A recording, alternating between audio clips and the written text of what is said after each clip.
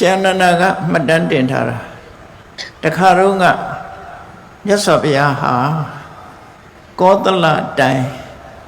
Himonda Tila Toya Kuri Jauma Trindo Nitaimare Eri Chema Dai Piu Yasabia Twito Chansigere Chansit Kupshit Erago Salefobia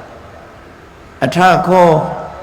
Pagawedo Rohogatata Paditani Nada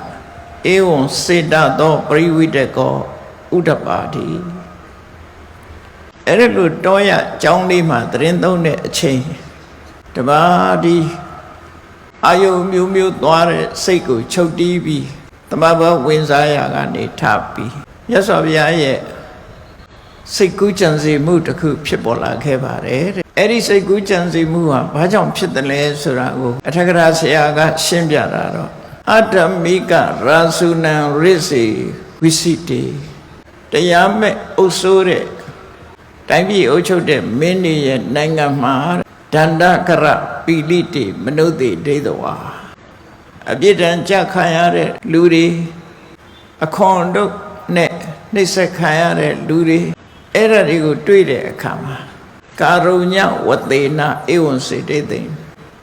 Yasabiaha Tokayao de Puguri Chi Biro Ajena dea Karuna dea Pikere Tajamuta Senzara Yasabiaha Dilu Dai Biri the Senzala Pulu Tengang Tenyale Todo Tignip Yamanangama Shide Pirika Sapi Tangana Chowton Timbiro A debut Pirika Sapi Rema Tisabai Lady La Tweet Yasavia Senzabunga Baro Taka Nuko Risa Karito Ahana Akadana Asina Asapaya Adosapayan Tamina Time eat the Vigo Tamal Lanjong Tateka Nebiro Ochulu Pinai Mala Tamal Lanjong net the Yatama Neve Ocho in time eat Vima Pinai Mala Erilu Ocho de Kama Ahana Akadea Dugo Ma Nese Nimba Mu Nese Nimban Kai Mu Swari Malope Asina Asapaya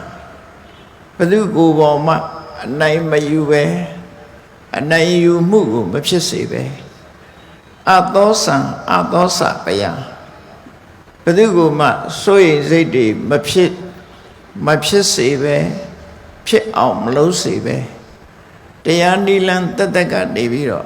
Daibi the Ku Ocholo Pinai Mala Sure Daibi Duiha Yasaviyama Pipola get Taga Tito Dali Sa Erelu Senga Muye Naguema Manaka Shaula Biro Chacheme Shivia Daibi Ocho Minlo Domuba Saude Kama Yasaviaga Pamesido so Pisi Chine Daibi Anita Piora Todo Pinane Anita Kitchinia Loga Luri Loba Chimu Doda Chimu Moha Chimu Surari Jap Loga Yiha Tayata Dene Ochomu Sinai Moya Kekere Anita Yogo Yasavia Yambi Majara Lipar Erodiniama Yasavia Pisijene Taipi Ocho Yesura Peluharo Yomasu Sajuri Min Ocho de Ocho Nigu Solura website Sajuri Miniha Through ye Taipi Ocho Yeha Emdama Ninjan Nine Ocho Adanina Atatina Pedugo Ma Listen Yamamu Mabubu Lene Swakai Mu Mabuene Daibi go the other way Ocho de ဒီလိုအုပ်ချုပ်ဖို့ဆိုတာအုပ်ချုပ်ခံပြည်သူတွေရဲ့အဆင့်အတန်းအုပ်ချုပ်တဲ့စကြဝဠာမင်းရဲ့စိတ်နဲ့သဘောထားနှစ်ဦးနှုတ်ကညီညာတဲ့အနေအထားကိုရရှိမှသာလည်းဖြစ်နိုင်တယ်သို့သောစကြဝဠာမင်းတွေဟာဘလို့အုပ်ချုပ်ကြသလဲလို့ဆိုရင်စကြဝဠာမင်းတွေရဲ့ကျင့်ဝတ်လိုက်နာဆောင်ရွက်ကြရတယ်တိုင်းသူပြည်သားတွေပေါ်မှာမိကိုနေတဲ့ပုဂ္ဂိုလ်တွေပေါ်မှာနောက်ဆုံးမှာသားငယ်တရိစ္ဆာန်တွေအပေါ်မှာပါတရားမြတ်တဲ့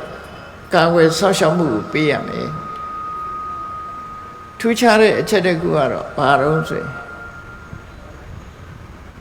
စကြဝဠာမင်းအုပ်ချုပ်တဲ့နိုင်ငံမှာမာတေဝိစိတေအတ္တမကာရောပိုတရိဋ္ဌာသူနိုင်ငံမှာတရားမဲ့တဲ့တရားမမြတ်တဲ့လုပ်ရတွေမဖြစ်စေနဲ့မဖြစ်စေရဘူးဆိုတာကိုအဓိကထားတရားမမြတ်တဲ့ကိစ္စတွေမဖြစ်စေရဘူးအတ္တနာနာတဏမနုပါတိတပ္ပဆင်းရဲမွဲတေလို့ငွေကြေးတဏမလုံလောက်တဲ့ပုဂ္ဂိုလ်တွေကိုလည်းပဲငွေကြေးတဏထောက်ပံ့ကြီးပေးရမယ်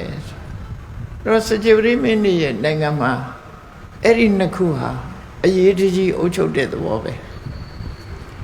အတ္တမကာရဆိုတဲ့မတရားမှုမဖြစ်အောင်ထိမ့်သိမ့်နေငွေကြေးတဏမရှိတဲ့ဆင်းရဲသားတွေကိုငွေကြေးတဏထောက်ပံ့ပေးတယ်တချို့နိုင်ငံတွေမှာဒီအလုပ်ကိုဆက်လုပ်နေကြတော့မှရှိတယ်ပေါ့နော်ဆင်းရဲမွဲတေတဲ့ပုဂ္ဂိုလ်တွေကိုထောက်ပံ့ပေးထားတယ်လို့နောက်တစ်ခုကတိုင်းပြည်အုပ်ချုပ်တဲ့မင်းဆိုတာဟာပညာရှိသူတော်ကောင်းတွေအကျင့်ကောင်းပညာတတ်ဘောဓုတကျွယ်ဝစိတ်ကောင်းနှလုံးကောင်းရှိတဲ့သမဏပြမနာတွေထံသွားရောက်ပြီးတော့စိတ်ကပ်ပြီးမေးတဲ့နဲ့မေးခွန်းလေးတွေကိုဗာထုတ်ပြတော့ဆိုကိဉ္ကုသလံကိဉ္အကုသလံကုသိုလ်ဆိုတာဘယ်ဟာခေါ်လဲအကုသိုလ်ဆိုတာဘယ်ဟာကိုခေါ်တယ်လဲကိဉ္တဝိသံကိဉ္အနဝိသံအပြစ်ရှိတဲ့အလုတ်ကဘယ်ဟာလဲ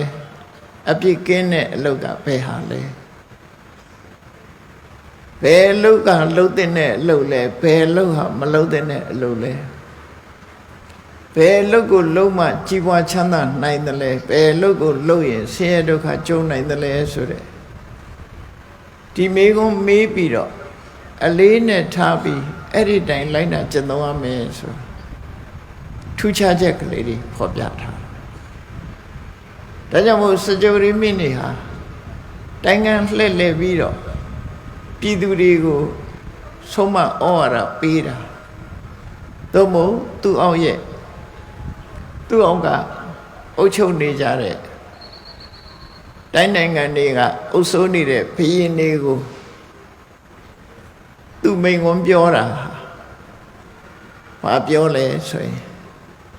ပါနောနဟန္တမောတရားရရဲ့အသက်ကိုမတတ်တဲ့မှုအဒိဏနာဓိယိတပံသူတော်ပိုင်ဆိုင်တဲ့ပစ္စည်းကိုမပေးပဲအတင်းကြပ်မယူသင့်ဘူးကာမေတုမိစ္ဆာနာစရိတပံကာမဂုဏ်ကိစ္စတွေမှာမယွင်မလုပ်သင့်ဘူးမုတ္တနာပဏိတပံလိမ့်လိလှီးစားပြီးအကျိုးပြပြအောင်မပြောသင့်ဘူးမစ္ဆပါဏံနပတ္တပံမူရတဲ့တေကြီးအရက်ကိုမတောက်တဲ့ဘူးဆိုပြီးဒီငါးပါးသီလကိုပဲအဓိကထားပြီးတော့ဆုံးမတာပြီးတဲ့အခါကျတော့ယထာဗုဒ္ဓံဘုဇ္ဇထာစာမြေတိုင်း ကိုအုပ်ချုပ်နေတဲ့အုပ်ချုပ်မြဲအတိုင်း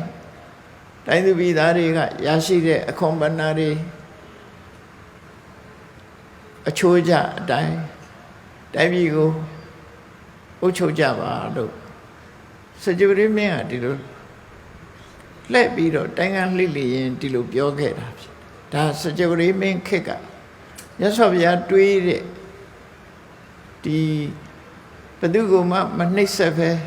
ဘယ်သူကိုမှအနိုင်မကျင့်ပဲဘယ်သူကိုမှစိုးရိမ်တော့ကမပွားစေပဲတရားနိလန်းနဲ့အုပ်ချုပ်တဲ့တိုင်းပြည်မျိုးအုပ်ချုပ်လို့ရမလားလို့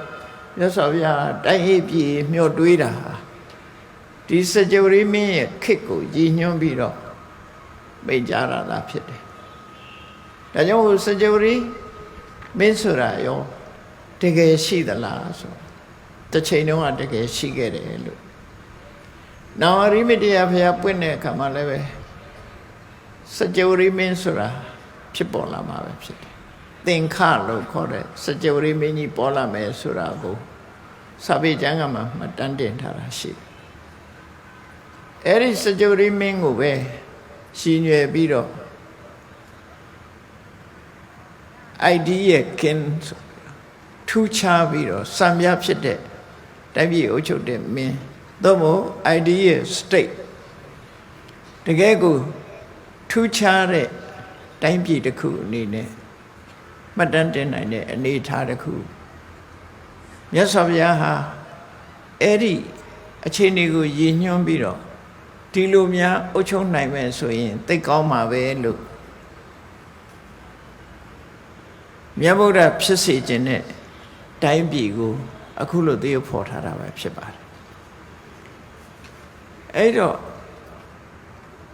အခုလိုတိုင်းပြည်မျိုးမှာနေထိုင်ကြတဲ့ပြည်သူပြည်သားလူအဖွဲ့အစည်းများနဲ့ပတ်သက်ပြီး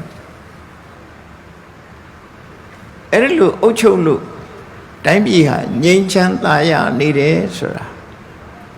ငြိမ်းချမ်းသာယာသောတိုင်းပြည်ဆိုတာရဲ့အနေအထားကိုလည်းပဲ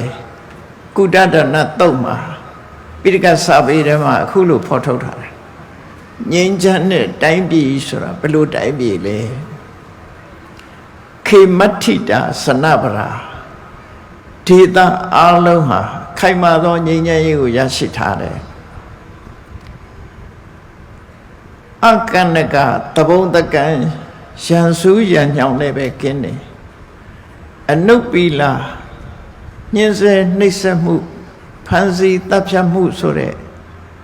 ဒုက္ခပေးတွေအလုတ်ဒုက္ခပေးတဲ့အလုတ်တွေကိုလည်းပဲမလုပ်ကြဘူးလုပ်တဲ့လူမရှိဘူးမနှုတ်တာအဲ့လိုတိုင်းပြည်ဟာခိုင်မာတဲ့ငြိမ်းချမ်းရေးသဘုံတကံပေးမရှိညှင်းဆဲနှိပ်စက်သူမရှိအဲ့လိုအေးချမ်းနေတဲ့အချိန်မှာတိုင်းသူပြည်သားတွေရဲ့အခြေအနေကဘယ်လိုရှိတော့မနှုတ်တာမုထာမောရမာနာပြည်သူတွေဟာဝမ်ပန္တတာပျော်ရွှင်နေကြတယ်ဥရိပုတ်တိနိစ္စန္တာမိမိရဲ့ရင်ဘတ်ပေါ်မှာတင်ပြီးတော့မိမိရဲ့သားငယ်သမီးငယ်တွေကိုကခုံပျော်မြူးစေတယ်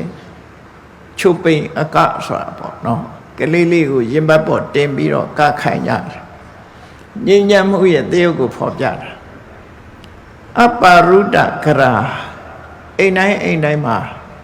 တကားတွေဖွင့်ထားတယ်ဘယ်တကားမှတော့မခတ်ဘူးဘယ်အိမ်ကမှတကားပိတ်မထားဘူးအလုံးပွင့်နေတယ်အပရုဒ္ဒကရာဝိဟရန္တိမင်းကြီးလူတွေဟာရန်စွညာညောက်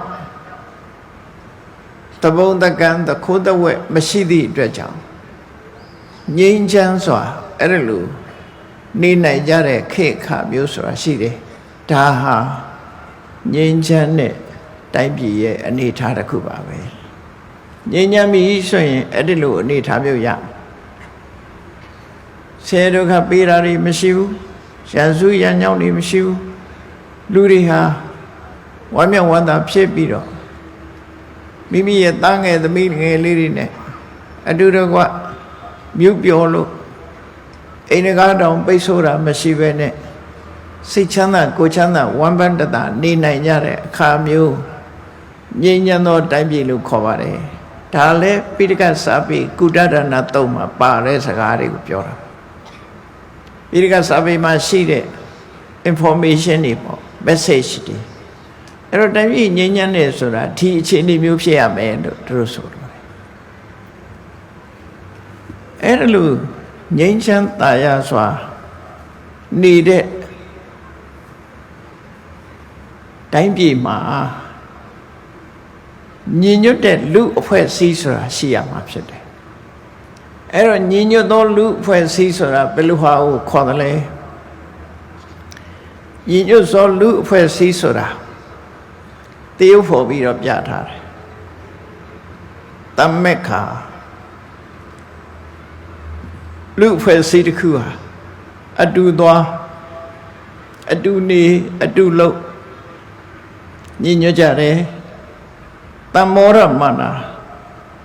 စီလုံးနေပေါင်းစည်းတယ်ညီညွတ်ကြတယ်အဝိဝရမနာညှင်းခုန်မှုတွေခင်းရှင်းကြတယ်ခိရောဒကိဗုဒ္ဓနှုတ်နဲ့ရေရောထားသလိုကွက်ပြားချမ်းသာမှုတွေမထင်ဘူးတဲ့အညမဉ္ဇံပိယစက္ခုဟိတမ္ပတ္တတာတူနဲ့တူချစ်ခင်သောမျက်လုံးနဲ့ကြည့်ကြညီညွတ်တဲ့လူဖွဲ့စည်းဆိုတာချစ်သောမျက်လုံးပြုံးသောမျက်နှာနဲ့တူမှာဒီလိုဆက်ဆံနေကြတယ်ဒါဟာညီညွတ်သောလူအဖွဲ့အစည်းကိုသရုပ်ဖော်ထားတဲ့စကားတွေပဲဖြစ်တယ်ဒီစကားတွေဟာလည်းပဲအင်္ဂုတ္တရနိကေမှာမြတ်စွာဘုရားဟောထားတဲ့သမက္ခဆိုတာကိုသရုပ်ဖော်ထားတဲ့စကားပဲဖြစ်တယ်နော်တော့ဒါပိဋကစာပေကလာတဲ့ဟာတွေကိုဘုန်းကြီးတို့ပြောတာပါနော်ဒီလိုအနေထားမျိုးရောက်အောင်မြန်မာနိုင်ငံရဲ့လူအဖွဲ့အစည်းဟာစ조사ကြရအောင်နော်မူရာမောရမာနာဝမ်းမြောက်ကြတယ်ညင်ခုန်မှုတွေကင်းတယ်နှုတ်နဲ့ရောထားသလိုစီလုံးကြတယ်ပေါင်းသိကြအညမဉ္ဇံပိယစက္ခုဟိတမ္ပတ္တတာတူနဲ့တူချစ်သောမျက်လုံးမုန်းတဲ့မျက်လုံးနဲ့မျက်စောင်းထိုးကြည့်တာမျိုးမဟုတ်ပဲနဲ့ချစ်သောမျက်လုံးပြုံးသောမျက်နှာနဲ့တူနဲ့တူဆက်ဆက်နေထိုင်တာအဲ့ဒါညီညွတ်သောလူအဖွဲ့အစည်းပါလို့တို့ဆိုအဲ့ဒါလို့ညီညွတ်သောလူအဖွဲ့အစည်းရှိသလိုပဲတိုင်းပြည်တစ်ပြည်မှာညီညွတ်ရေးပြပြလာတဲ့အခါကျတော့မညီညွတ်တဲ့အုပ်စုကွဲနေတဲ့လူအဖွဲ့အစည်းမျိုးဘယ်လိုတရုပ်ဖော်ထားတော့အုပ်စုကွဲနေတဲ့လူအဖွဲ့အစည်းတွေလည်းပဲရှိတယ်အုပ်စုကွဲနေတဲ့လူအဖွဲ့အစည်းတွေဟာမနုဿဗန္ဒနာစာတာလူတွေဟာတုံနဲ့တူအငင်းပွားကြတယ်သူမှန်တယ်ငါမှန်တယ်သူဟာဟုတ်တယ်ငါဟုတ်တယ်တုံနဲ့တူညင်းကြတယ်ခုံကြတယ်ကလဟစာတာညင်းခုံလို့စိတ်မထိန်နိုင်တဲ့အခါမှာလက်ပါလာတယ်ဒုတ်ပါလာရှိုက်ကြတယ်နှက်ကြတယ်တွန်းထိုးကြတယ်ဆိုဗန္ဒနာဆိုတာညင်းခုံချင်းကစလာပြီးတော့ကလဟခိုက်ရန်ဒေါသဖြစ်လာကြရမညီညွတ်တဲ့လူအဖွဲ့အစည်းမှာအဲ့လိုဖြစ်လာရုံမကဘာဖြစ်လာတော့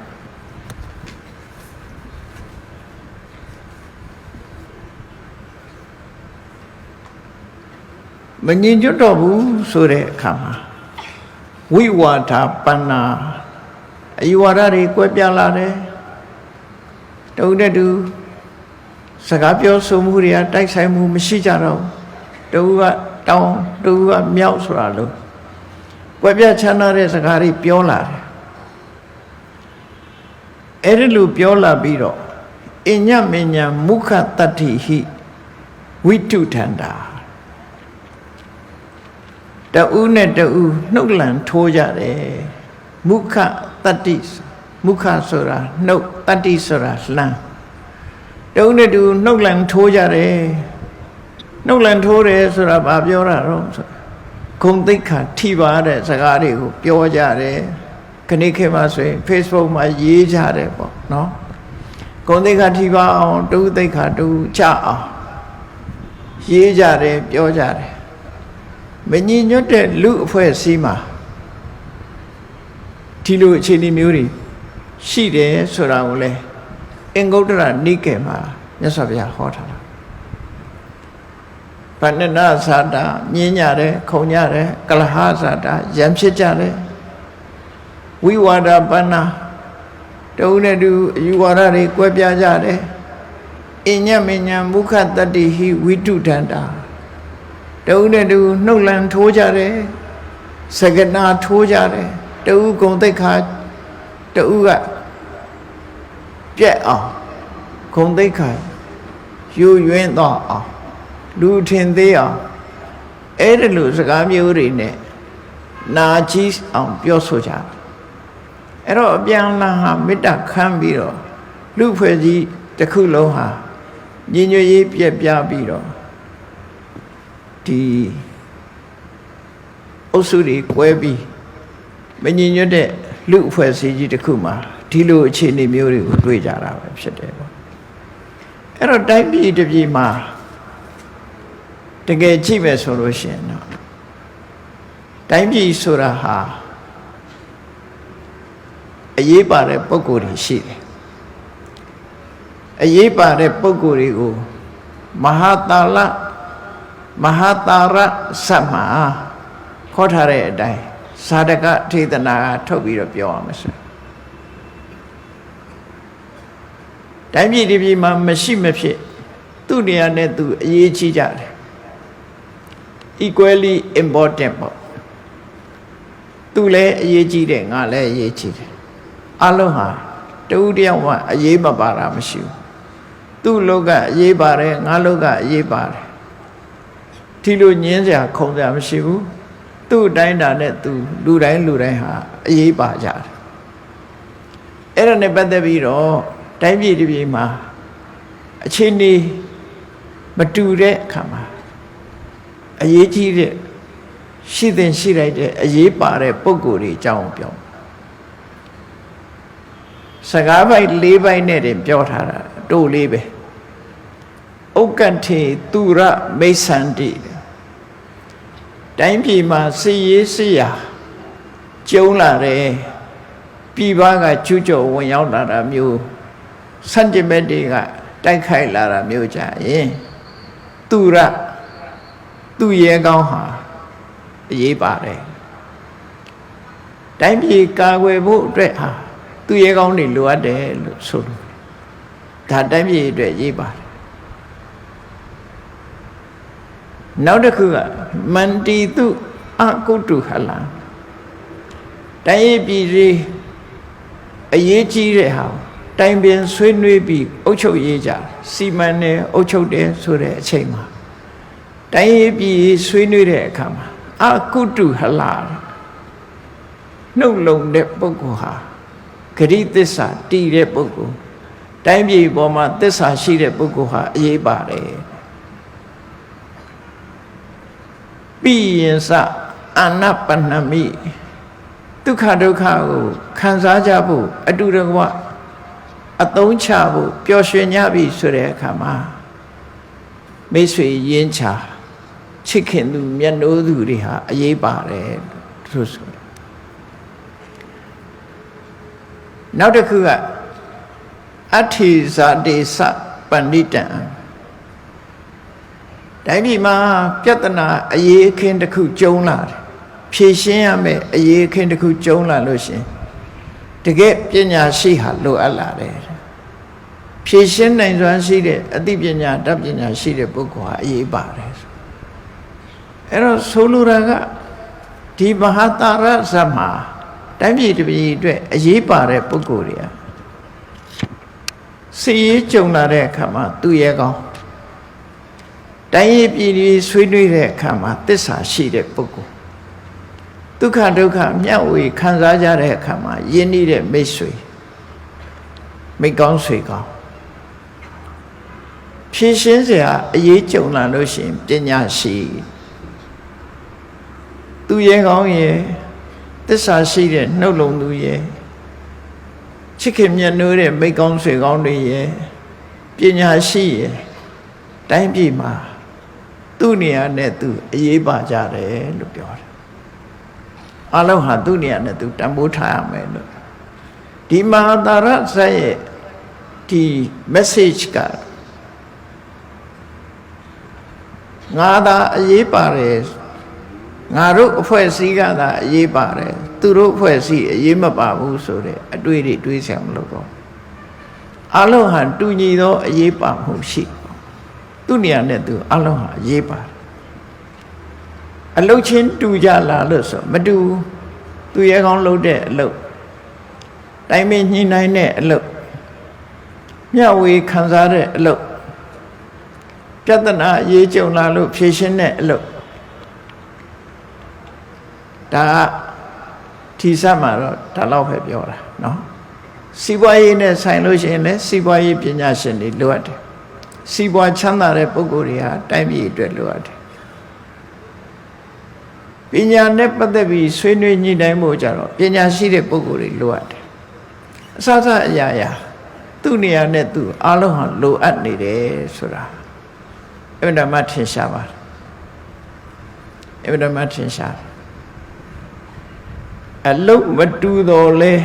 အရေးပါမှုတူညီကြတယ် equally important ပေါ့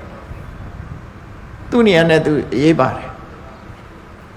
အဲ့တော့ခုခေတ်အနေနဲ့ပြောမယ်ဆိုလို့ရှိရင်စီရေးစေးရကျုံလာလို့ရှိရင်တိုင်းပြည်ကာကွယ်ဖို့စစ်တပ်လိုအပ်တယ်တိုင်းပြည်ကိုစနစ်တကျအုပ်ချုပ်ဖို့အစိုးရတရားလိုအပ်တယ်တိုင်းပြည်ရဲ့ထွက်ပေါ်လာတဲ့ဒီပစ္စည်းတွေရောင်းဖို့ဝယ်ဖို့အသုံးချဖို့ကြတော့မိတ်ဆွေနိုင်ငံတွေလိုအပ်တယ်ပြဿနာကျုံလာလို့ဖြေရှင်းဖို့ကြလို့ရှိရင်ပညာရှိလိုအပ်တယ်အဲ့ဒါတွေဟာ equally important သူ့လုံးနဲ့သူ့လုံးကြတယ်ဘုန်းကြီးတို့2003ခုနှစ်ကဂျာမနီနိုင်ငံဂျာမန်လူမျိုးတွေကပင့်ဖိတ်လို့အဘိဓမ္မာသင်္นานသွားပို့ချတယ်အဘိဓမ္မာသင်္นานပို့ချရင်ကနေပြီးတော့တဘာဝတရားတွေရဲ့ပူပေါင်းဆောင်ရွက်မှုကိုပြောတယ်ပြောရင်ကနေပြီးတော့သူတို့ကိုမေးခွန်းတစ်ခုထုတ်ကြည့်တယ်ဥပမာပဲ highway လမ်းမကြီးပေါ်မှာကားတစ်စင်းမောင်းနေတယ် highway ပေါ်မှာကားပြေးနေတယ်အဲ့ဒီကားမှာကားဘော်ဒီပါတယ်အင်ဂျင်ပါတယ်ဘိန်းပါတယ်ဓာတ်ဆိပ်ပါတယ်မောင်းသူပါတယ်ကဲဘသူအရေးကြီးဆုံးတုံးဘယ်ဟာအရေးကြီးဆုံးတုံးပြောပါလို့မေးခွန်းထုတ်လိုက်တဲ့အခါမှာဂျာမန်တယောက်ကလှုပ်ခနဲ့ပြောလိုက်တာ driver တဲ့သူဖြေလိုက်တယ် driver အဲ့တော့အေး driver ဆိုလို့ရှိရင်ငါဘိန်းတစ်လုံးဖြုတ်ထားလိုက်မယ်လို့ဘိန်းတစ်လုံးဖြုတ်ထားလိုက်မယ်ဆိုတော့ကြံတဲ့လူတွေကသဘောပေါက်သွားတယ် equally important ဟုတ်တယ်ကားတစ်စီးလုံးလမ်းပေါ်မှာပြေးနေတာဟာ equally important သို့တော့သူတို့မှာ different function မတူညီတဲ့လှုပ်ဆောင်မှုတွေရှိတယ်သူတို့ရဲ့ function တွေကမတူကြဘူးအင်ဂျင်ရဲ့အလုပ်ကအင်ဂျင်ကလုပ်ရတယ်ဓာတ်ဆီရဲ့အလုပ်ကဓာတ်ဆီကလုပ်တယ်ကားဘိန်းရဲ့အလုပ်ကကားဘိန်းကလုပ်ရတယ် driver လုပ်တဲ့အလုပ်ကဘာလို့ဆို drive ပေးမယ် driver လုပ်နိုင်တာ drive ပေးမယ်မောင်းနေဆိုတဲ့အလုပ်ပဲသူလုံးနိုင်သူဟာဘိန်းလုပ်တဲ့အလုပ်ကိုမလုပ်နိုင်ဘူးအင်ဂျင်လုပ်တဲ့အလုပ်ကိုသူမလုပ်နိုင်ဘူးဒါကြောင့်မို့လို့အားလုံးဟာ equally important ဆိုတဲ့သဘောတရားဟာအမှန်တမ်းအရေးပါတယ်အဲ့တော့တိုင်းပြည်မှာသူအရေးပါတယ်ငါအရေးပါတယ်လို့ညင်းခွက်เสียမလို့ဘူးတိုင်းပြည်ကြီးပွားတိုးတက်အောင်လူတိုင်းဟာ equally important ပဲရန်ကုန်မြို့ကြီးသာယာနေဖို့အတွက်အလုံးဟာတာဝန်ရှိတယ်ဆိုပါစို့စီမံအုပ်ချုပ်တဲ့စီပင်မှာအလုပ်လုပ်ကြတဲ့အလုပ်သမားတွေအလုံးအမိုက်ကောက်တဲ့လူအထိလူကြီးကနေစားပြီးအမိုက်ကောက်တဲ့လူအထိအလုံးဟာ equally important ကိုယ်လုံးနဲ့ကိုယ် အရေးပါတာအကြည့်ပဲအကုန်လုံးအဲ့ဒါလို့မြင်မှစီလုံးညီညွတ်မှုဆိုတာဖြစ်မယ်ငါသာအရေးပါတယ်သူတို့ကအရေးမပါဘူးဆိုတဲ့အနေအထားမျိုးဟာမဖြစ်သင့်ဘူးမဟာသာရဇတ်မှာဒါကြောင့်မို့လို့သူ့နေရာနဲ့သူအရေးပါပုံကိုဒီမှာထိသိမ်းပြီးတော့ဟောကြားတာဖြစ်တယ်ပေါ့အလုံးမတူတော့လဲအရေးပါတဲ့နေရာမှာတူညီကြတယ်ကုမ္ပဏီတစ်ခုမှဆိုလို့ရှိရင်ကုမ္ပဏီပိုင်ရှင်ကုမ္ပဏီကိုဥဆောင်နေတဲ့ဒါရိုက်တာအဖွဲ့ BOD ဒါရိုက်တာအဖွဲ့ပြီးရင် manager ပြီးတော့ဝန်ထမ်းတွေအားလုံးဟာ equally important ဝန်ထမ်းမရှိရင်လည်းဒီလုပ်ငန်းမဖြစ်ဘူး manager မရှိရင်လည်းဒီလုပ်ငန်းမပြီးဘူးပိုင်ရှင်မရှိရင်လည်းဒီလုပ်ငန်းမဖြစ်ဘူးအားလုံးဟာ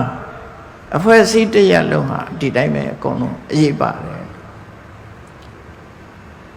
အားလုံးဟာသူကိစ္စနဲ့သူဆွမ်းဆောင်ဒီသဘောတရားဟာရှေးရှေးဝေးဝေးကိုမကြည့်နဲ့ပေါ့နော်ရှေးရှေးဝေးဝေးမကြည့်ပဲနဲ့ကိုယ့်ရဲ့ခန္ဓာကိုယ်ရဲ့ဖွဲ့စည်းထားပုံလေးကိုသတိထားမိရင်ရ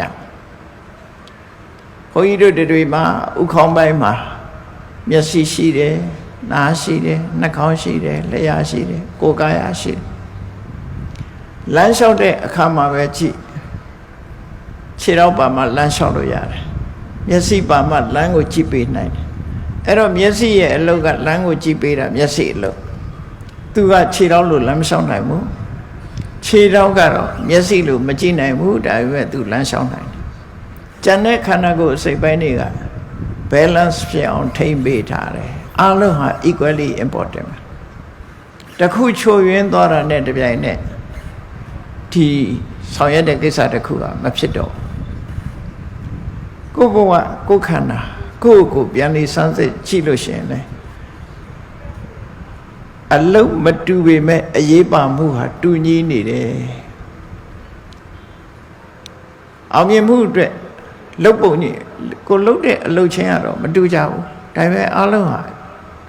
အရေးပါတာတူတယ်တခုချိုးရင်းသွားလို့ရှိရင်အလုံးမဖြစ်တော့ချီမလေးတစ်ချောင်းတမန်ကြည့်မယ်ဆိုရင်ချီမလေးတစ်ချောင်းဟာဘာမှအရေးမပါဘူးလို့ထင်တယ်သို့တော့ချီမမှာခြေစစ်နားနေပြီဆိုလို့ရှိရင်ပုံမှန်လမ်းမလျှောက်နိုင်တော့ဒါချီမတစ်ချောင်းနဲ့နားအဲ့ဒီကျရင်အသေးချာစဉ်းစားကြည့်မယ်ဆိုရင်ခြေထောက်တစ်ဖက်မြောက်တော့မယ်ဆိုရင်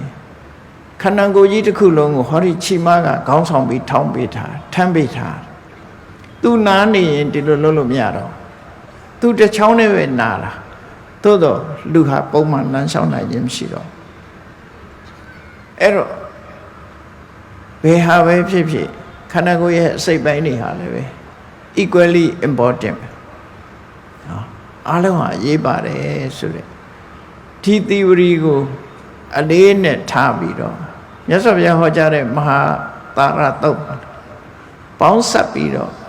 ကောင်းမြတ်တဲ့ရလဒ်တွေကိုရဖို့အတွက်ဆောင်ရွက်လုပ်ကြရမှာဖြစ်တယ်ပေါ့တိုင်းပြည်အတွက်မြန်မာရာဇဝင်မှာအလုံးသိကြတဲ့အတိုင်းမြန်မာရာဇဝင်ကခေါင်းဆောင်ကောင်းတွေပေါ်လာခဲ့ဘူးတယ်နောယထာတို့ကျန်စစ်မင်းတို့ဘယင်းနောင်တို့အလောင်းဖရာတို့ဆိုတာမြန်မာနိုင်ငံကြီးပြုတ်ပွဲမသွားအောင်ထိမ့်သိမ်းဆော့ရှော့ပြီးဘုန်းကြီးတို့တွေဒီကနေ့ထိအောင်ချမ်းသာသာခုံရှိတရေရှိကိုပြည်ကိုရီကိုရိတာကိုဘာသာစကားကိုရဲ့ယဉ်ကျေးမှုကိုတလေထုံတန်းစင်လာတွေနဲ့ကဘာအလဲမှာမျက်နှာမငယ်ပဲနဲ့လူမျိုးတစ်မျိုးဖြစ်ရပ်တည်နိုင်တာသူတို့ကျေးဇူးတွေအများကြီးပါပါတယ်လို့ပြောအဲ့ထက်မဲ့ရှားစွဲနေကိုသေးသေးချာချာဖတ်ကြည့်မယ်မြန်မာလူမျိုးတွေရဲ့ရာဇဝင်နေမှာ ဉာဏ်ဖြစ်တာတခုမှရှိကောင်းရှိနိုင်တော့လေအလွန်အမင်းကြီးမဟုတ်ကျမ်းစစ်မင်းရဲ့ဒါလွန်ခဲ့တဲ့နှစ်ပေါင်းထောင်ကျော်ကကျမ်းစစ်မင်းရဲ့စိတ်နေသဘောထားဟာတိုင်းသူပြည်သားတွေပေါ်မှာအကျိုးဆောင်ရွက်မဲ့စိတ်နေသဘောထားဟာအံ့ဩလောက်အောင်ကောင်းတယ်လို့ပြောနိုင်တယ်ကျမ်းစစ်မင်းရဲ့စိတ်နေသဘောထားကိုအထောက်ထားပြနိုင်လားလို့ဆိုရွှေစည်းကုံမွန်ကြောက်စာမှာမွန်ဘာသာနဲ့ရေးထိုးထားတဲ့ကြောက်စာမှာကျမ်းစစ်မင်းကြီးပြောခဲ့တဲ့ကျမ်းစစ်မင်းရဲ့မျှော်မှန်းချက်ကိုဘာသာပြန်ပြီးတော့ပြောရမယ်ဆိုရင်အချက်၄ချက်ဘာသာပြန်ပြီးတော့ကျမ်းစစ်မင်းရဲ့ဘွဲကဘာလို့ဆိုရှရီတရိဘုဝနာဒိဋ္ဌယဓမ္မရာစာ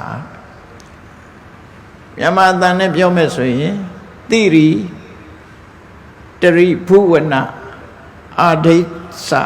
ဓမ္မရာစာတို့ဒီလိုအဓိပ္ပာယ်ရတယ်နော်ဒါသူ့ရဲ့ဘယင်ဘွဲ့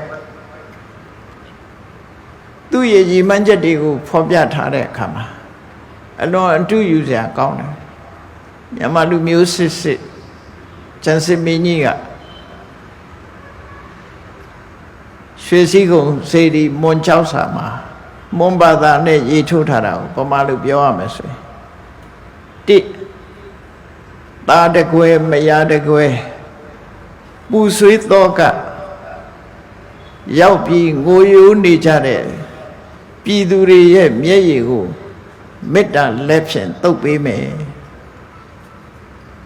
သူစကလုံးကလည်း flower တွေဖြစ်တယ်ကြပြားဆန်းဆန်းရေးထားတာနော်မေတ္တာလက်ဖြင့်ပြည်သူမျက်ရည်ကိုတုပ်ပေးမယ်ပြည်သူတွေပေါ်မှာဘလောက်ကျင်နာတရားထားတယ်ဆိုတာဒါထင်ရှားနော်ဘာကြောင့်ဒီစကားကိုရေးထိုးရတယ်လဲလို့ဆိုရင်အနောထမင်းနိုင်ရဆန်သွားတဲ့အခါမှာစောလူမင်းလက်ထက်မှာအင်အားချိနဲ့သွားရစစ်ပွဲတွေဖြစ်လာအလုံးသိတဲ့အတိုင်းငရမန်ကန်နဲ့တိုက်ပွဲတွေဖြစ်တော့ပကံနိုင်ငံသားလူထုတွေဟာကစင်ကလေးအားနဲ့ပြေးကြလွှားကြစစ်ပွဲကိုရှောင်တိန်ကြရတဲ့အနေအထားမျိုးကြုံခဲ့တယ်အဲ့ဒီလိုစစ်ပွဲကြောင့်ဒုက္ခရောက်ပြီးပကံတိုင်းပြည်ဟာဖျော်ဖျဲဖြစ်သွားတဲ့အချိန်လေးမှာကျန်စစ်မင်းကြီးကပြန်ပြီးတော့အကုန်လုံးစုစည်းနိုင်ခဲ့တယ်ပေါ့အခက်အခဲတွေကိုလွန်မြောက်အောင်ကျန်စစ်မင်းကသားတကွယ်မယားတကွယ်ပူဆွေးတော့ကငိုယိုကြတဲ့ပြည်သူမျက်ရည်ကိုမေတ္တာလက်ဖြင့်တုပ်ပေးမယ်ရှိုက်ကြီးတင်ငင်ငိုယိုရသဖြင့်ထွက်ကြလာတဲ့ပြည်သူတို့ရဲ့နှံ့ရည်ကိုကရုဏာရည်ဖြင့်ဆေးကြောပေးမယ်ဒါသူကြောက်ဆံမှာမုံတို့ရေးထားတဲ့ကြောက်ဆံမှာရေးထားနော်ကရုဏာရည်ခြင်းဖြင့်ဆေးကြောပေးမယ်နောက်တစ်ခုကငါဤညာဘက်လက်ဖြင့်ပြည်သူများအားအစာအသောက်ကိုပေးမယ်နောက်တစ်ခုကငါဤဘယ်ဘက်လက်ဖြင့်ပြည်သူတို့အားအဝတ်တန်းစာပစ္စည်းဥစ္စာကိုပေးမယ်လို့အဲ့ဒီ၄ချက်ကိုပြည်သူတွေအတွက်သူဘာလုပ်မယ်ဆိုတာကိုမတန်းတင်ပြီးတော့တကယ်လဲဆောင်ရွက်ခဲ့တဲ့အနေအထားမျိုးရှိတယ်ပေါ့မြန်မာပြည်နေထဲမှာဒီပြည်သူတွေကိုဥတီးပြီးတော့ဘိုးတော်မင်းတရားကြီးနိုင်ရဆန်သွားတဲ့အခါမှာဘိုးတော်မင်းတရားကြီးရဲ့ယာဒူးကိုဆက်ခဏဘာကြီးတော်လို့ခေါ်တယ်ဗမာပြည်မှာဗန္ဓုလစစ်သူကြီးပေါ်လာတဲ့ခေတ်ပေါ့နော်ကျမ်းမြင်ပြောမယ်အဲ့ဒီဘာကြီးတော်မင်းတရားနန်းတက်တဲ့မိန်ကုန်းကိုကုန်းမောင်ဆက်ရဆိုရင်လည်းဖတ်ရတာလေးကိုပြောပြနန်းတက်မိန်ကုန်းမှာသူပါပြောတော့ဆိုငါ့ကိုချစ်လင်ပြည်သူတို့ကိုချစ်သူ့ရဲ့အမှုတန်းအရာတန်းမင်းမှုတန်းတွေကိုပြောတဲ့မိန်ကုန်းငါ့ကိုချစ်ရင်ပြည်သူတို့ကိုချစ် ငါအကျိုးစီးပွားကိုလိုလားရင်ပြည်သူတို့ရဲ့အကျိုးစီးပွားကိုလိုလားပြည်သူဗန္ဒာကိုမျက်မှောက်မကြိုးကြနဲ့ဆိုအဲ့ဒီမိန့်ခွန်းထဲမှာအဲ့ဒါပါနော်သူသုံးတဲ့စကားလုံးလေးကိုပြောပြတာသူသုံးတဲ့စကားလုံးလေးပြည်သူဗန္ဒာကိုမျက်မှောက်မကြိုးနဲ့ဆိုအလကားမလို့ခြင်းနဲ့လို့ပြောတဲ့အထိပ္ပယ်နော်ဘယင်ကိုလူတွေကလေးစားကြတော့လေငါ့ကိုလေးစားတဲ့ဆိုရင်ပြည်သူကိုလေးစားဒီအထိပ္ပယ်ပြောငါ့ကိုချစ်လင်ပြည်သူတို့ကိုချစ်ငါအကျိုးစီးပွားကိုလိုလားရင်ပြည်သူအကျိုးစီးပွားကိုလိုလားဒီမိန်ခွန်းထဲမှာဒါထည့်သွင်းပြောထားတာရာဇဝင်တွေကိုတည်တည်ချာချာဖတ်ကြည့်ရင်မှတ်သားစရာတွေရှိပါတယ်တခါတရံကြတော့မြန်မာရာဇဝင်တွေဟာစနစ်တကျရေးထားတာမှန်နှမ်းရာဇဝင်ဆိုတာနော်အဲ့ဒီဘာကြီးတော့လက်ထက်မှာမှန်နေရလဲစပြီးတော့ပေါ်တဲ့ခေတ်ဖြစ်လောက်တယ်အဲ့ချိန်နော်ကဘာမှာမှန်ကိုစပြီးတော့သုံးနိုင်တဲ့အနေထားပေါ့မှန်နှမ်းဆောင်ဆောက်ပြီးတော့ပညာရှိတွေဖွဲ့စည်းပြီးခုခေတ်နဲ့ပြောမှဆိုရင်ကော်မရှင်ဖွဲ့တာမှန်နှမ်းဆောင်မှာကော်မရှင်ဖွဲ့ပြီးတော့ဒီရာဇဝင်ကိုရေးတာဖြစ်တယ်အဲ့ဒါကိုမှန်နှမ်းရာဇဝင်လို့ခေါ်တာနော်စနစ်တကျလောက်တာသူကအဖွဲ့အစည်းနဲ့ရေးတာအဲ့ဒီဘာကြီးတော့မင်းတရားလက်ထက်ပဲစာပေတိုးတက်မှုလေထင်ထင်ရှားရှားဒီရှစ်ဝအရမှာသာသနာပိုင်ဖြစ်တဲ့မောင်းတော်ဆရာတော်အဲ့ဒီဆရာတော်ရဲ့ပညာတတ်ကျွမ်းမှုနဲ့အိန္ဒိယနိုင်ငံမှာရှိတဲ့ကျမ်းပေါင်း100ကျော်အိန္ဒိယနိုင်ငံအယူဆောင်ပြီးတော့မြန်မာလူပြန်ပြီးတော့ရေးထားတယ်ကျမ်းပေါင်း100ကျော်ဘာသာပြန်ခဲ့တယ်အဲ့ဒီစာပေတိုးတက်မှုလည်းအဲ့ဒီခေတ်ကလှုပ်ဆောင်ခဲ့တယ်သမိုင်းရာဇဝင်ကိုလည်းပဲမှတ်တမ်းတင်နိုင်ခဲ့တယ်ပေါ့နော်မှတ်တမ်းတင်တဲ့စာအုပ်တွေကိုဖတ်မယ်ဆိုရင်ဒိုင်ယာရီကြီးကိုဖတ်ရတယ်လို့ရက်စွဲနဲ့အတိအကျရေးတာရက်စွဲနဲ့ဘယ်နေ့ဘယ်ရက်ဘယ်နှခုနှစ်ကဆိုတာပါအတိအကျရေးတာဒါမှမဟုတ်နေ့စဉ်မင်းနန်းတော်တွေမှာနေ့စဉ်မှတ်တမ်းဆိုတာရှိတယ်အဲ့တော့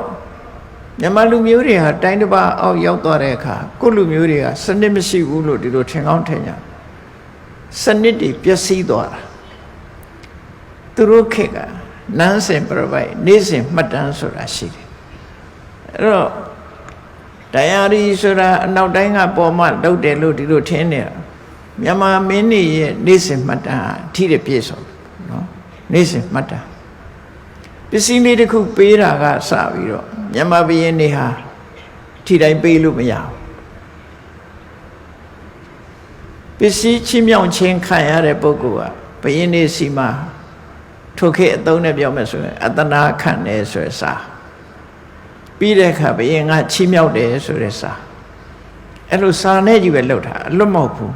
လွတ်မဟုတ်အလုံးဟာစနစ်တကျလှုပ်ရမြန်မာစာရေးထုံးကစပြီးတော့မှန်ကန်အောင်ရေးရတယ်တခါတော့ကကြားဦးကြလိမ့်မယ်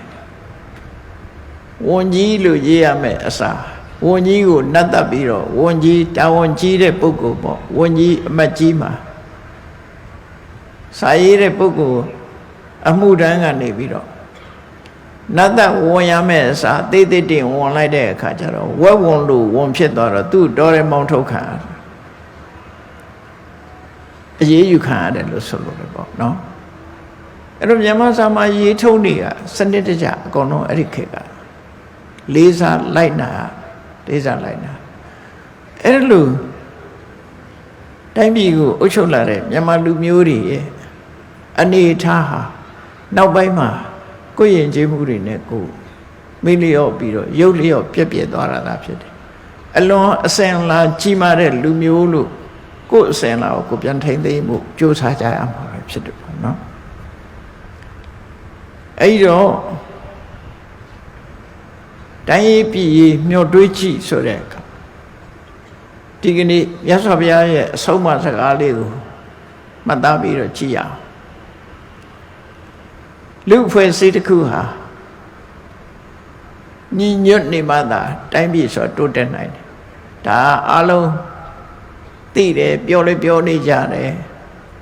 ထပ်တက်လဲလဲပြောနေတဲ့စကားတွေပဲဖြစ်တယ်ညီညွတ်ရေးဟာအရေးကြီးတယ်ဆိုတာလူတိုင်းပြောကြမြတ်စွာဘုရားရဲ့ဆုံးမစကားလေးတစ်ခုဘုရားဘာသာဝင်သူတော်စင်နေမတနာယူကြည့်ဖို့ကဝိဝါဒံဘယတော်ဒိဋ္ဌဝါအဝိဝါဒင်္စခေမတော်သမက်ကတခိလာဟောထဧတာဗုဒ္ဓနုတတနိမြတ်စွာဘုရားကတတိပိဆုံးမတာအေးဝိဝါဒအယူဝါဒကွဲပြားပြီးတော့ဆန့်ကျင်ဘက်တွေပြောလာလို့ရှိရင်တတိထားတော့လူဖွဲ့စည်းတဲ့မှာအယူဝါဒကွဲပြားပြီးတော့ဆန့်ကျင်ဘက်တွေပြောလာတယ်ဆန့်ကျင်တဲ့စကားတွေပြောလာလို့ရှိရင်အဲ့ဒါဘေးရအန္တရာယ်တစ်ခုပဲအဝိဝါဒင်္စခေမတော်ဆန့်ကျင်မဲ့စကားတွေမပြောဘဲနဲ့ညီညွတ်စိတ်ဆက်တဲ့စကားမျိုးပြောပြီးဆိုရင်ညီညွတ်ခြင်းဟာတန်ဖိုးရှိတာမို့ဒါဟာအခြေအနေကောင်းတစ်ခုကိုဖော်ဆောင်နေလို့သမက္ခတခိလာဟောတာသမက်ကသွားတူစားတူနေတူလှုပ်တူစိတ်တူကိုမြညီညွတ်ကြမယ်တခိလာဟောတာ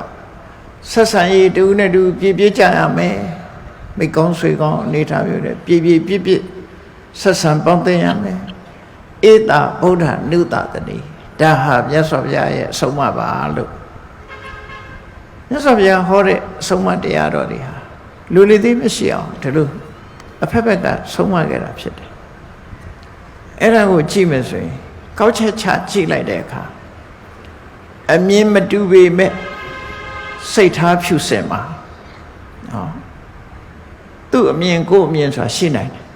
အမြင်မတူတာအဓိကမဟုတ်ဘူးစိတ်ထားဖြူစင်မှုပဲအရေးကြီးတယ်အမြင်မတူရင်နားလည်မှုရှိရအမြင်မတူပေမဲ့စိတ်ထားဖြူစင်မှာအကျိုးတူပူပေါင်းမှာအလုံးဟာတမြေတဲ့နေတရေတဲ့တောက်တာဆိုတော့အကျိုးတူပူပေါင်းရမှာဒုက္ခတွေ့လဲမျှဝေခံစားရမှာပဲဒုက္ခတွေ့လဲမျှဝေခံစားရမှာနော်အေးတူပူအမျှဆိုမြန်မာစကားအကျိုးတူပူပေါင်းမှာပျက်စီးအောင်မလုပ်ပါနဲ့လူအဖွဲ့အစည်းတစ်ခုသွေးကွဲပြီးပျက်စီးအောင်မလုပ်သင့်ဘူးလို့မြတ်စွာဘုရားလို့ဆိုပါတယ်ဒီနေရာလေးမှာအင်္ဂလိပ်ဘာသာတအုပ်ကလူခန္ဓာကိုယ်မှာကလီစာတို့ရဲ့ရံပွဲဆိုတာလေးကိုမသားစရာလေးအနေနဲ့ပြောချင်ပါတယ် stomach and lamps ခေါင်းစည်းလေးအစာအိမ်နဲ့ကြံတဲ့ကလီစာတွေအငင်းပွားခြင်းနဲ့ဒုက္ခနာကိုယ်မှာအငင်းပွားရင်ဘာဖြစ်လဲဆိုတာကိုပြတယ်အလုံးသိတဲ့အတိုင်းပဲလူတွေဟာနေ့စဉ်နဲ့စားကြတယ်တမိုးကြီးကြီးပေးပြီးတော့စားကြတယ်တောက်ကြတယ်စားသမျှတွေပဲရောက်သွားလဲဆိုအစာအိမ်နဲ့ရောက်သွားတယ်နော်အလုံးဟာလူတွေစားတာအစာအိမ်နဲ့ရောက်သွားအဲ့ဒီစားဖို့အစာတွေကိုဘယ်သူကကြည့်ပေးရတော့မျက်စိကကြည့်ပေးရတယ်ဘယ်သူကယူပေးရတော့လက်ကယူပေးရတယ်အဲ့ဒီအစာရှိတဲ့နေရာရောက်အောင်သွားတာဘယ်သူကတော့ဆိုခြေတော့အဲ့ဒါအကျိုးတူပူပေါင်းမှုမလုပ်ဖက်နဲ့သဘောထားတွေကွက်လာတယ်ဘလို့ဖြစ်တယ်မျက်စိတို့ခြေထောက်တို့လက်တို့ကအတွေးတစ်မျိုးပေါ်လာတယ်မျက်စိက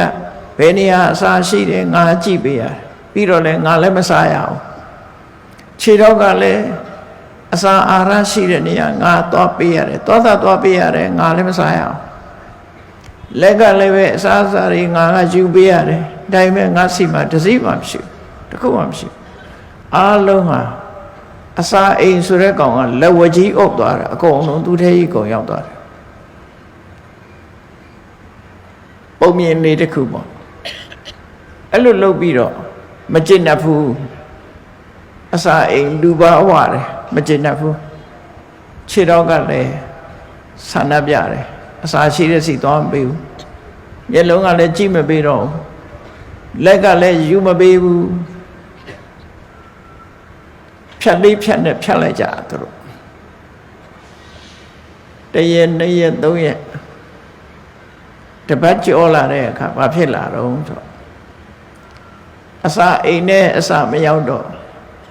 လက်ကလည်းမသေးချင်တော့အားတွေပြတ်လာခြေတော့ကလည်းမကြွနိုင်တော့မျက်စိကလည်းမလန်းဆန်းတော့အဲ့ဒီကြတော့မှသူတို့အတိတရားဝင်လာတယ်ဩ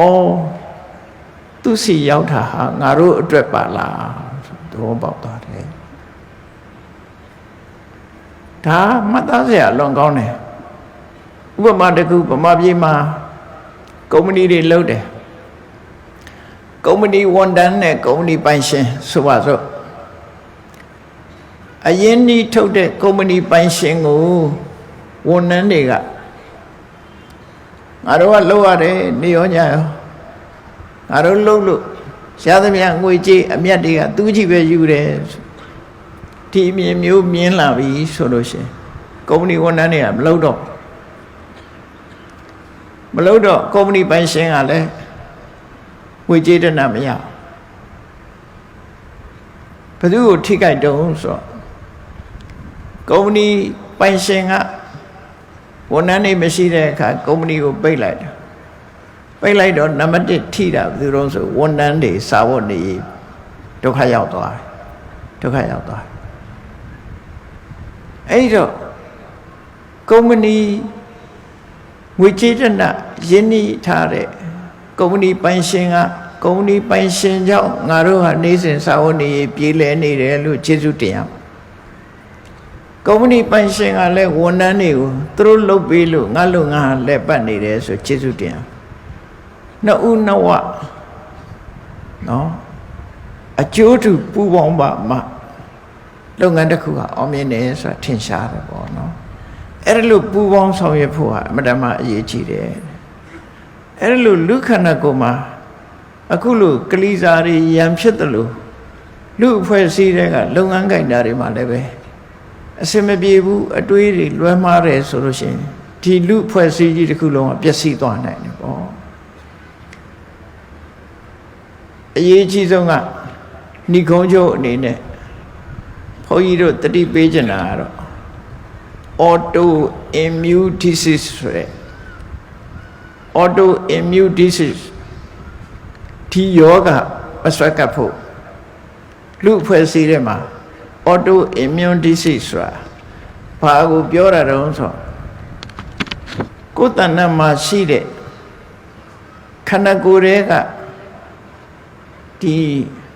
ဆဲတွေကိုယ်ခန္ဓာကိုယ်ရဲ့အင်အားစွမ်းရည်တွေဟာမောက်မာဖြစ်ပြီးတော့ကိုယ်ခန္ဓာကိုပြန်ပြီးတော့တိုက်ခိုက်တဲ့ယောဂအဲ့ဒါကို auto immune disease လို့ခေါ်တယ်ယောဂကိုယ်ခန္ဓာကိုပြန်ပြီးတော့ဆိုလိုတာကိုယ်တက်ကိုပြန်ပြီးပြစ်မိတယ်ဆိုတဲ့အဓိပ္ပာယ်မျိုးပေါ့နော်ဒီယောဂကကိုပြန်ပြီးတော့နော် mistakenly attack body ကိုယ်ခန္ဓာကိုပြန်ပြီးတော့ဒုက္ခပေးတယ်တိုက်ရမှာကပြင်ဘက်ကဝင်လာတဲ့ virus တို့ခန္ဓာကိုယ်ဒုက္ခပေးမဲ့ပိုးမွားကိုတိုက်ရမဲ့အစားကိုယ်ခန္ဓာကိုပြန်တိုက်တယ်ပြန်တိုက်တော့ခန္ဓာကိုယ်ထဲမှာယောဂရအဲ့ဒီယောဂမျိုးမြန်မာနိုင်ငံရဲ့လူအဖွဲ့အစည်းထဲမှာမဖြစ်ပါစေနဲ့လို့မြတ်စွာဘုရားရဲ့အဆုံးအမအတိုင်း auto immune disease နော်ကိုယ်အချင်းချင်းပြန်တိုက်တဲ့ယောဂမျိုးတွေမဖြစ်ဘဲနဲ့အချင်းချင်း